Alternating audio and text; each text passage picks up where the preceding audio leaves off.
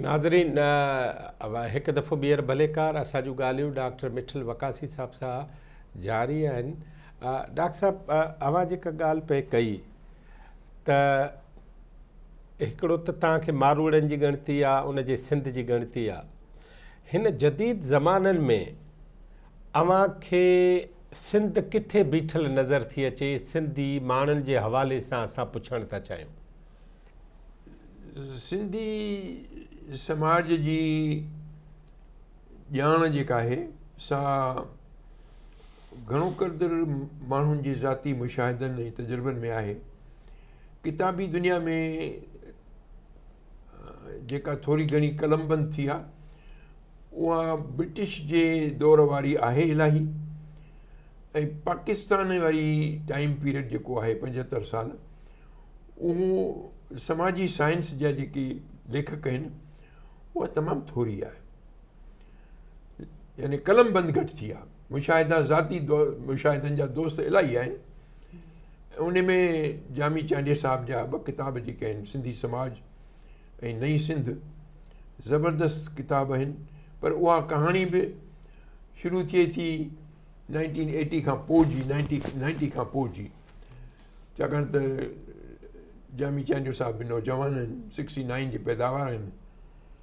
कहाणी असांजी 75 सालनि जी आहे पाकिस्तान जी, ऐं उन में सम्झो त पाकिस्तान ठहण खां वठी 1970 ताईं त जहिड़ो को ब्लैक आउट आहे। उहे ख़बरूं चङी तरह कंहिं ॼाण सां साइंटिफिक नमूने सां कलमबंद कयूं कोन्हनि के हिते हुते तव्हांखे मिलंदियूं। त सिंध हींअर जेका असां, हाणे मुंहिंजी पैदाइश आहे 1942 जी, कुझु वक़्तु प्री पार्टीशन बि मूंखे यादि आहे। पोइ 50s वारो डिकेड जेको आहे उहो असां ज़बरदस्त डिकेड हुयो, उहो बि हुयो। पोइ त 60, पोइ 70, त पोइ उन खां त पोइ असीं सिंधी चोॾियल चढ़ी वियासीं, ऐं हाणे उहो न को त चोॾियल बीहे, न को त उन में लही सघूं। सो बहरहाल उहा सिंध हींअर जेका आहे सा वॾनि रोडनि में आहे, उन में वॾियूं उत्साह थींदड़ शयूं जेके आहिनि उहो आहे असांजो नौजवान। उन ज़बरदस्त रोल अदा कयो आहे पंहिंजो। उनखे जेका बि चैलेंज ॾिनी वई आहे या पेश कई वई आहे जेका, उन में हू ॾाढो पंहिंजो सुरखुरू थियो आहे। पर उहो असां सिंध जे जियापे जे लाइ अञा अणपूरो आहे। असांखे अञा जीअं रसूल बख्श पली जो साहिबु चवंदो हो त साईं नओं सिंधी खपे, नओं इंसानु खपे। उहो नओं सिंधी, नओं इंसानु पलीअ साहिब जे लाइ इंडिकेटर छा आहिनि, उनजा छा छा हुजणु खपे? हा, इहो तव्हां ॾाढो हिकिड़ो ज़बरदस्त सुवालु पुछियो आहे, छाकाणि त उहो पली जे साहिब जो जेको मैसेज हो उहो ॾाढो लिपटियल हो, सम्झ में न पियो आयो, ऐं मूंखे बि सम्झ में बि कोन आयो, छाकाणि पली साहिब सां काफ़ी वक़्तु थोरो गुज़ारियो बि सही। त उहो चवे छा थो त नओं माण्हू खपे, मतिलबु छा, नओं सिंधी खपे। उहो पली जे साहिब जी जेका हस हुई उहा निहायत ऐन टाइम ते ऐं सही हुई। उहा कहिड़ी त दुनिया वर्ल्ड वार 2 खां पोइ, ख़ुशि 1970 खां पोइ जेका रफ़्तार ऐं जेको रस्तो वरितो आहे उहो हिकिड़ो सम्झो खणी त एक्सप्लोजन थियो आहे, फाटी पियो आहे। उहो रफ़्तार न आहे, उहो बैलिस्टिक स्पीड आहे।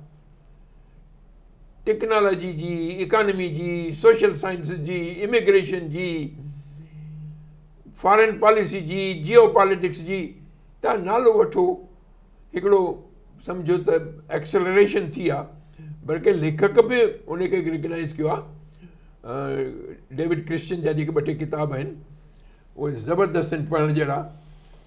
पंहिंजो द ग्रेट स्टोरी, उहे पढ़ण जहिड़ा आहिनि। उन बाक़ाइदे ॿुधायो आहे त कीअं एक्सेलरेटेड एज आई आहे असांजी गुज़िरियल 100 सालनि में, या उन 90s खां पोइ।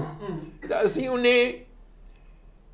उन तेज़ धारे या हिकिड़े वकिरे में अची विया आहियूं, ऐं उन जे लाइ असीं तयारु कोन हुआसीं, छाकाणि त असांजी सिंध जी नओं इंसानु छा था चओ? पलीअ साहिबु छा थो चए, अव्हां छा था चओ? नओं इंसानु इहो आहे जीअं मिसाल के लिए असीं चवंदा भई डेफिनेशन ॿुधायो त सिविलाइज़ माण्हू जो डेफिनेशन छा आहे। सिविलाइज़ माण्हू जो डेफिनेशन आहे उहो माण्हू जेको मॉडर्न वर्ल्ड में नेविगेट करे सघे सक्सेसफुली, इहो आहे सिविलाइज़ पर्सन। हाणे नेसेसरली सिविलाइज़ पर्सन जी मतिलबु इहो कान्हे त उहो को कामिल इंसानु आहे या कंप्लीट इंसानु आहे, उहो दर्जो ई ॿियो आहे। उहो लातीफ़ साईं जेको बयानु कयो आहे असांजे ग़ुलाम अहमद गिरामी साहिबु आर्टिकल लिखियो आहे कामिल इंसानु, उहो पढ़ण जहिड़ो आहे, उहो ॻाल्हि ॿी आहे। पर सिविलाइज़ इंसानु जेको आहे उहो सिविलाइज़ त हलियो पियो 1970 ताईं। हीउ जेको पोस्ट मॉडर्निज़म आयो आहे उन में इहो सिविलाइज़ माण्हू बि अञा न पूरो आहे। हाणे उन खे मिसाल जी ॻाल्हि, अॻे माण्हू हूंदो सिंध जी या रीजन जी ॼाण में पंहिंजो पाण खे बि नेविगेट करे सघंदो, सक्सेसफुल हूंदो, अपॉर्चुनिटी थींदियूं, सभु कुझु थींदियूं, सोशल मोबिलिटी बि अची वई। हाणे इहे सभु कमु कोन ईंदा। हाणे सिंधीअ खे रुॻो सिंधी सिटीज़न थियणो कोन पवंदो, पाकिस्तानी सिटीज़न कोन थियणो पवंदो, हुनखे ग्लोबल सिंधी थियणो पवंदो, आलमी सिंधी। एब्सोल्युटली। ऐं हिकिड़ी तव्हांखे ज़ाती मुशाहिदो थो ॿुधायां जंहिंमें वॾो समायल आहे हिन 50 सालनि जी स्टोरी, उहा सम्झण जी थोरी आहे, हुन में वटि आहे हिकिड़ो। ऐं 67 में जॾहिं BBS जी ग्रेजुएट थियुसि त उन वक़्तु मुंहिंजे आॾो यानी इज़त जी ज़िंदगी गुज़ारण जे लाइ ऐं कामयाबु ज़िंदगी गुज़ारण जे लाइ माशरे में इकनॉमिकली या सोशली वञी मटियारियुनि में प्रैक्टिस करणु या मीरो खान में या वार में प्रैक्टिस करणु, मूं सम्झो पियो त रीज़नेबल आहे। माण्हू खे सही आमदनी थींदी, उथणु वेहणु सही थींदो, मिड़े ख़ैरु आहे, गुज़र सफ़र सुठो थींदो। उन वक़्तु जेकॾहिं अमरीकी इम्तिहान पास करे वञिबो हो त इस्पताल जो डॉक्टर वॾो जेको पाण एयरपोर्ट ते ईंदो हो, इमिग्रेशन वीज़ा हुन महिल ठक ठक थी मिलंदी, ऐं उते प्राइवेट प्रैक्टिस करण जो ज़बरदस्त मौक़ो हो। पोइ उन्हनि में दोस्तनि इलाहिनि पंहिंजा सर्जरी सेंटर, कोई इस्पतालूं ठाहियूं, पोइ मिलियनर थिया। उहे आहिनि अॼु जिन खे ॻाल्हि सम्झ में आई। हाणे 50 साल अॻु इहा सिचुएशन ई अॼु मां तव्हांखे ॿुधायां थो त वार में या मीरो खान में या मटियारियुनि में प्रैक्टिस करणु ग्रेजुएट जे लाइ हिकिड़ो नाइटमेयर आहे। ऐं अमेरिका में प्राइवेट प्रैक्टिस करण जी अपॉर्चुनिटी ज़ीरो आहे, गुंजाइश ई कान्हे। तव्हां अॼु बि पंहिंजी न्याणी खां पुछिजो, उहो कार्डियोलॉजी जी फेलोशिप तमामु बहितरीनु यूनिवर्सिटी मां कंप्लीट करण वारी आहे, त जीअं असांखे उन वक़्तु अपॉर्चुनिटी हुई प्राइवेट प्रैक्टिस वञण में ऐं पंहिंजा सेंटर खोलण में, can she dare to open the private clinic of her own in these days? She will tell you no. हाणे इन विच में इहा जेका ख़ुश्कसाली आई आहे इकनॉमिकली, न रुॻो सिंध में या पाकिस्तान में पर अमेरिका में, त उन में बेनिफिशियरी केरु आहे? उहो आहे तव्हांजी कॉर्पोरेट वर्ल्ड, ऐं उहो आहे तव्हांखे झलक इन साम्राज्य जी। भला सियासी तौरु इनखे अपर मिडिल क्लास या अपर क्लास चऊं? हुयो ओके जी साईं। हाणे उहो बि कोन्हे। This is new. डॉक्टर जो हुजणु जेको आहे उहो हींअर उनखे तव्हां मिडिल क्लास चई सघो था, अपर नथा चई सघो। उन में डिफरेंस न ईंदो हाणे। अच्छा। न हुनजा ख़र्च वधी विया, हुन जूं अपॉर्चुनिटीज़ ख़ुश्क थी वियूं, हुन जी वाध जा वसीला घटिजी विया, ऐं हू हींअर फ्यूचर ट्रेंड में उन प्रोग्रेसिव इन स्पीड में अपहिल न पियो वञे, उहो हाणे प्लेटो ऐं हेठि वेंदो। उहो हींअर अपर त तव्हां नथा चई सघो। त इहो जेको इन विच में इकनॉमिकली छा थियो, उहा कहाणी आहे तव्हांजी कैपिटलिस्टिक वर्ल्ड, तव्हांजी कॉर्पोरेट वर्ल्ड ऐं साम्राज्य जी। असांखे अॼु सम्झणो पवंदो त असांजो हींअर मुक़ाबिलो कुदरती आफ़तुनि सां रुॻो कोन्हे को, पर इन इंसान जी हथ जी ठाहियल हथनाट वारी जेका कॉर्पोरेट वर्ल्ड क्रिएट थी आहे, अॼु उन राकास सां असांजो मुक़ाबिलो आहे। जीअदान उन जे हथ में थींदो, छाकाणि त उन हिकिड़ो क्लास सिस्टम क्रिएट कयो आहे, हिकिड़ो upper middle class, upper class ऐं ॿियो मिडिल ऐं लोअर क्लास।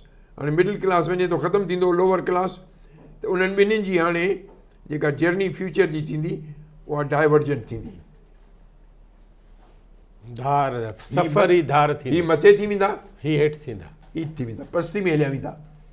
ऐं उहो कुत ख़ल्क़ खे हू मैनेज करे वेंदा ऐं असीं माण्हू उमेद कंदासीं त उहो कुत ख़ल्क़ कंहिं ॾींहुं ज़रूरु जाॻी पवंदी, उहो सुबुह कभी तो आएगी ऐं उथी ऐं अपर मिडिल क्लास जी चङी ख़ारजी सेंचुरी लाहींदो ऐं ख़बरचार वठंदो, ईअं कोन्ह थींदो। हाणे कुदरती तरह सां छा थींदो त अपर क्लास जेको आहे उहो एतिरो त खाई मोटो थींदो ऐं एफ्लुएंट थींदो जो उहो पेट भरियाई में हिक ॿिए सां विढ़ंदो, पोइ पंहिंजा खाना ख़राब पाण कंदो, पोइ कुदरती तरह सां पाण ई हेठि अचे वरी हेठनि सां मिलंदो। इन जो ज़बरदस्त मिसाल हो वर्ल्ड वार 1 ऐं 2। वर्ल्ड वार 1 ऐं 2 में तमामु चंद माण्हू नॉन वाइट हुआ। 70 million white people were killed by the white man. 7 crore 7 crore by the white man and the white। जेको मुहज़िब हो, यूरोपियन हो, तहज़ीब जी चोटी ते हो, अटैक बि वाइट कयो, विक्टम बि वाइट थियो। This is first world war ऐं 2 1914 to 1945 ऐं हेॾां वरी 1939 खां 1945। हाणे इहो हुनजे तहज़ीब जी प्रोग्रेस जो मिराज, कल्मिनेशन इहा आहे। तहज़ीबी ऐं एफ्लुएंट थी करे पंहिंजी हवा कढी छॾी, माशाअल्लाह। हलो हाणे वरी इहो एक्सपेरिमेंट वरी रिपीट थींदो। हाणे उहो कंहिंजी असां ते हयात में कोन ॾिसंदासीं, पर इहो रिपीट थींदो। कुदरत जेका आहे, कुदरत खे एॾो पेट भरियाई, एॾो गुरूर, एॾो आपे खां ॿाहिरि मंज़ूर न आहे। इहो माण्हू खे सम्झ में कान ईंदी। या कुदरत खे ऐं नेचर खे अंडर एस्टिमेट करण जी ज़रूरत बि कोन्हे। उनजो पंहिंजो पावर आहे। एग्ज़ैक्टली, हा, एब्सोल्युटली। ऐं उनजी पंहिंजो हिसाब सां उहा हलंदी, उहा कंहिंखां पुछंदी। एब्सोल्युटली सही आहे न? हा, इहा ॻाल्हि असांजी ईमान जो हिसो आहे। उहो ईमान तव्हां अलाह जे नाले में कयो, भॻवान जे नाले में कयो, या सम्झो त बिग बैंग जे नाले में कयो, उहो तव्हांजी मर्ज़ी आहे। नेचर जो पावर आहे, उहो एब्सोल्यूट आहे। असांजी जेका इंसान जी जेका कहाणी आहे त कंहिं हद ते अची इंसान खे सरेंडर करिणो थो पवे। हीअ जेको हज़रत इंसान जो चए थो त साईं आऊं चंड ते पहुची वियुसि त हाणे धूड़िया थी विया, हाणे त मुंहिंजी अकुलु जेको आहे सो कुदरत ऐं अलाह साईं इहे सभु छा थींदा आहिनि, इहे सभु शयूं मुंहिंजियूं आहिनि। मां इहो मां जेको आहे भला नए सिंधीअ ते, नए इंसान ते अवां 1 2 3 4 सिंधी माण्हू नओं जेको थिए उन में छा खूबियूं कहिड़ियूं हुजणु खपनि? न इन किताब तव्हांजनि ते मां धार वक़्फ़े खां पोइ थो ॻाल्हायां, पर फौरी तौर उन में खूबियूं जेके असांजी जेका उमेद आहे त उहो भली सक्सेसफुल कॉर्पोरेट सिटीज़न थिए, भली चोट जो इंडिविजुअल थिए, पर इंसान थिए।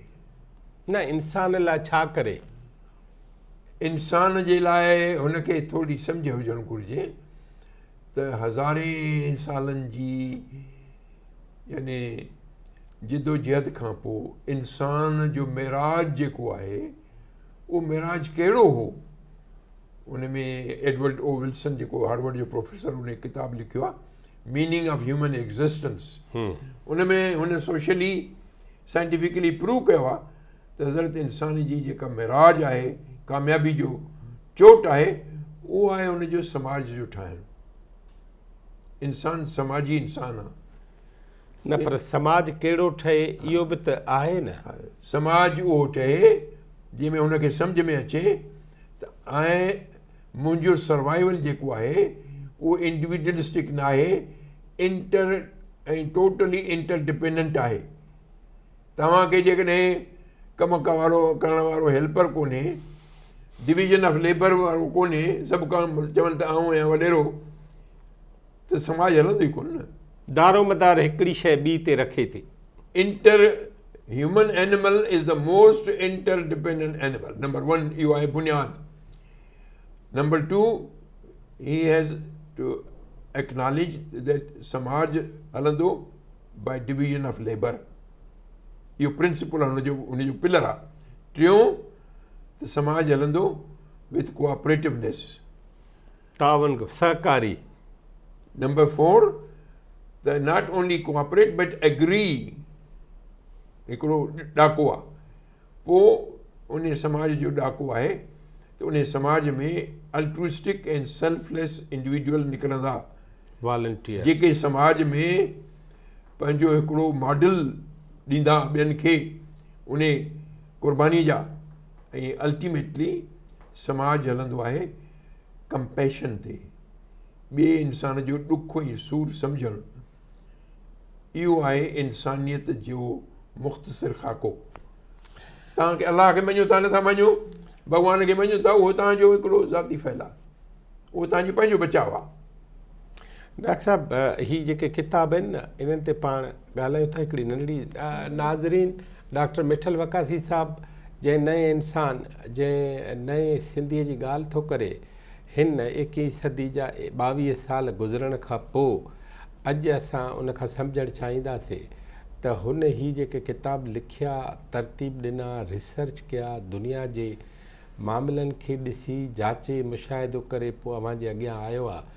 उन में उहो छा था चवनि, हिकिड़ी नंढड़ी साई खां पोइ असां सां गॾु हुजिजो त पाण इन जदीद जेके रवैया ऐं लाड़ा हुजणु खपनि उन्हनि ते ॻाल्हाईंदा।